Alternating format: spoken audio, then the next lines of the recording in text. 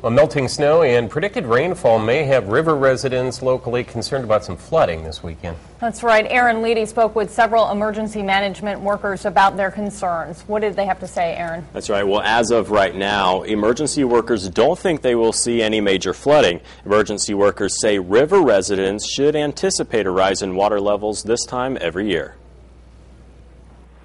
The images of the January and February 2008 flood along the Tippecanoe River may still be haunting to some residents.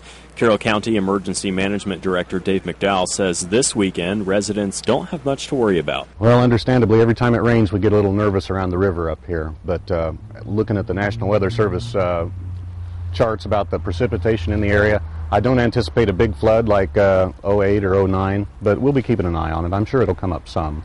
McDowell says water levels like here at Deer Creek and also at the Tippecanoe River are normal for this time of the year. He says we just haven't seen the amount of snowfall like we've seen in years past, but he says that doesn't stop them from keeping an eye on it. And I've been up on the Tippecanoe River. It might be an inch or two up, but it's normal for this time of year.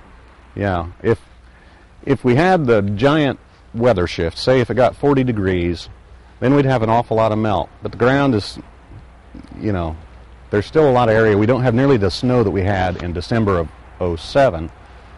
And when the January hit, we had high temperature, then lots of rain. McDowell says if people want to watch potential rainfall and flooding, don't look at the area where you live. Look at the area that's 20 to 30 miles north of us and goes two-thirds of the way across the state from the west side almost to the east side. And in that region, if you get a lot of rain, that's where all the tributaries are that come down into the Tippecanoe. And that's why we get those huge ones, because even a little amount of rain, if it's consistent across that large area, will put a lot of water in the Tippecanoe.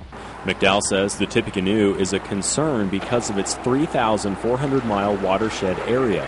So all the little creeks and streams and ditches, they run into the Tippecanoe, and that's why it becomes this giant funnel of water, and that's very dangerous for us. Smaller areas like the Deer Creek here, they have some tributaries and so forth, but typically, although you might see some flash flooding, you don't get the giant magnitude like you do on the Tippy.